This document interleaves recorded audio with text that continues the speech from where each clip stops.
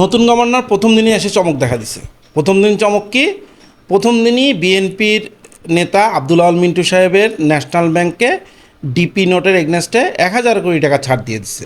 ১,০০০ কোটি টাকা তরল্য সহায়তা দিছে ডিপি নোট। আবার এমন মিথ্যা কথা বলতেছে যে এইটা বলে ৯০ দিনের জন্য দেওয়া হয়েছে।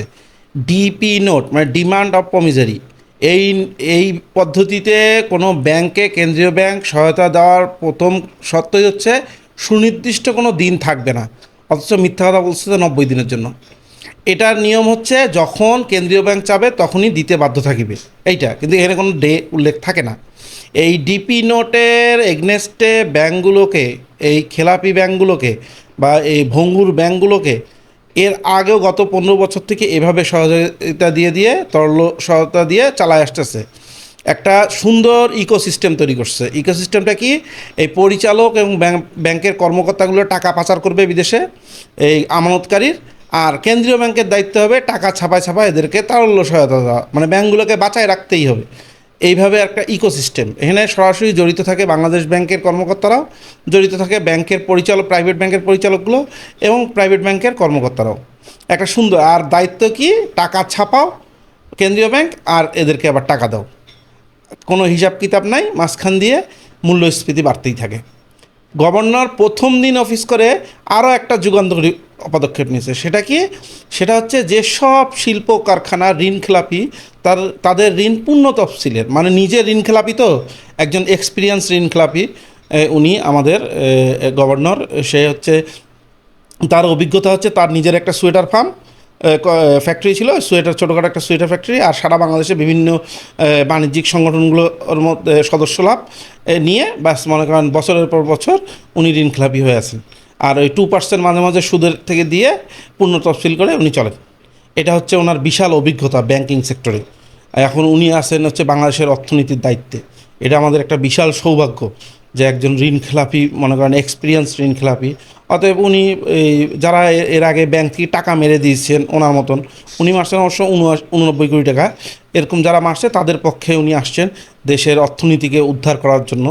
অতএব ওনার এই কাজটা তো সাধুবাদ জানাইতেই হবে সবাইকে। আর দেখেন, এই যে ন্যাশনাল ব্যাংককে যে ১,০০০ কোটি টাকা তারল্য দেওয়া হলো, এতে কিন্তু মূল্যস্ফীতি আবার বাড়বে।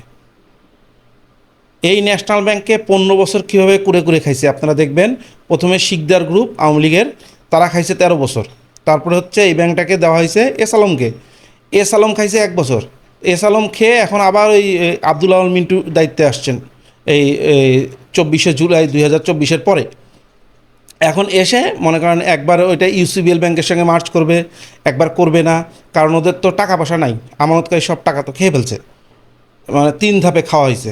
এখন নতুন করে কি তারল্য, প্রথম দিন গভর্নর বসেই ১,০০০ কোটি টাকা দিয়ে দিল। সুলতান হাসান এইস মনসুর গভর্নর ছিলেন যখন এই ১৭ মাস, উনি কিন্তু ক্ষমতা নিয়ে প্রথম থেকেই বলছিলেন যে আমি টাকা ছাপায় এই ব্যাঙ্কগুলোকে চালাইতে পারবো না, এই ব্যাঙ্কগুলোকে নিজের পায়ে দাঁড়াইতে হবে, সহযোগিতা করব কিন্তু মানে কয়েক মাস পর পর এদেরকে তারল্য সহযোগিতার নামে টাকা ছাপায় ছাপায় দিব, আর এদিকে মূল্যস্ফীতি বাড়বে। উনি এটার বিপক্ষে ছিল, এই জন্যই সবচেয়ে মানে ক্ষোভের শিকার হয়েছে। কারণ এই যে টাকা ছাপায় ছাপায় ব্যাঙ্কগুলোকে দেয়, তারপরে এই টাকা মনে করেন ৯-৬ করে, এর সঙ্গে তো বাংলাদেশ ব্যাংকের কর্মকর্তারাও জড়িত, এর সাথে প্রাইভেট ব্যাংকের কর্মকর্তারাও জড়িত। তাই এদের তো মনে করেন খাওয়া দাওয়ার সংকট পড়ে গেছে।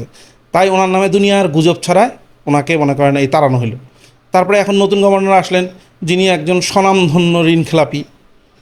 এসেই প্রথম দিন যুগান্তরকারী 2টা সিদ্ধান্ত। একটা হচ্ছে ন্যাশনাল ব্যাংকে ১,০০০ কোটি ডিপি নোটের এগনেস্টে, আর ঋণখেলাপি ব্যবসায়ীদেরকে ঋণ পুনঃতফসিল করে আবার ঋণ দিবে, আবার টাকা মারবে। মানে বিষয়টা মানে কোথায় নেবেন ভাববেন বলেন। মানে মর্নিং শোজ দ্য ডে একটা কথা আছে। তা এমন একজন গভর্নরকে আনলেন মাত্র 9 দিনে বিএনপি সরকার, যেই গভর্নরের পোর্টফোলিও হচ্ছে তিনি একজন ঋণখেলাপি, স্বনামধন্য ঋণখেলাপি। এবং উনি কখনো বলতে পারবে না যে আওয়ামী লীগ সরকার ওনার উপর অত্যাচার করছে বিএনপির অন্যান্য নেতাদের মতন, সেই জন্য ওনার ব্যবসা বসে গেছে, তা না। কারণ উনি বিএনপির কোনো নেতা ছিলেন না, বিএনপি সমর্থক ছিলেন কিন্তু বিএনপির কোনো নেতা ছিলেন না। অতএব উনি সম্পূর্ণ ফেইলিওর বিজনেসম্যান ওনার কারণেই। আর তার হাতে, একজন ফেইলিওর বিজনেসম্যানের হাতে পুরা দেশের অর্থনীতি তুলে দেওয়া হয়েছে। আপনারা বুঝতেছেন দেশটার কোন দিকে নেওয়া হচ্ছে। শুরুতেই বললাম না, দিনের শুরুটাই বলে সারাদিন কেমন যাবে। বিএনপির শুরুটাই বলে দিচ্ছে। বিএনপি গত 15 বছর আওয়ামী লীগ যে লুটপাট চালাইছে এই ব্যাংক সেক্টরে, এইটা মনে হয় এনারা বিএনপিরা 1-2 বছরের মধ্যে ওভারটেক করার একটা চ্যালেঞ্জ নিয়েছে। সেই জন্যই একজন ঋণ খেলাপিকে নিয়ে এসে বসাইছে। আমি একটা ভিডিও করব সামনে এই গত 17 মাস 18 মাসের অর্থনীতি নিয়ে, কিন্তু কি বলবো, এই হাসান মনসুরের নামে দুনিয়ার মিথ্যা গুজব ছড়ায়। ওনাকে সরাইলো, কারণ হচ্ছে কেন? কারণ বিএনপি এখন লুটপাট করতে হবে, এইটাই কারণ, আর কোনো কারণ না। একদম ওনার নামে যতগুলো মিথ্যা ছড়ানো হয়েছে প্রত্যেকটা সুনির্দিষ্ট যুক্তি আছে, কিন্তু উনি তো সেই যুক্তিগুলো দিবেনও না। উনি ওই লেভেলেরও মানুষ না যে এই লেভেলের সাথে তর্ক করবে। আপনারা বুঝতেছেন যে সেন্ট্রাল ব্যাংকের পলিসিতে আসতেছে ঋণ খেলাপিদেরকে আবার পুনর্জীবিত করতে হবে, মানে তাদের কোনো শাস্তি নেই। এখন একটা ইকোসিস্টেমের মধ্যে ফেলা দিছে যে ব্যবসায়ীরা ইচ্ছা মতন টাকা নিয়ে বিদেশে পাচার করবে, পাচার করে ঋণ খেলাপি হবে, তারপরে তাদের কারখানাগুলো বন্ধ হবে, শ্রমিকদেরকে দিয়ে আন্দোলন করা হবে, তারপরে দেশের রব উঠবে যে শিল্প কারখানা ধস করতেছে, শিল্প কারখানা ধ্বংস হয়ে যাচ্ছে, অতএব ওদেরকে আবার ঋণ দাও। আর এই ঋণ এইভাবে টাকা ছাপায় দিয়ে মূল্যস্ফীতি, মনে করেন মনসুর স্যার যখন ক্ষমতায় নেয় তখনকার ছিল 12 থেকে 13%, সেটাকে উনি কমায় 8 থেকে 9% নিয়ে আসছিলেন। এখন দেখবেন এই লাগাম কিভাবে ছুটে, কারণ এই বর্তমান গভর্নরকে নিয়েই আসা হয়েছে লুটপাটের জন্য। কারণ নিজে লুট করছে 89 কোটি টাকা প্রাইভেট ব্যাংকের, এখন উনি ওনার জাত ভাইদেরকে তো আবার টাকা দিতে হবে।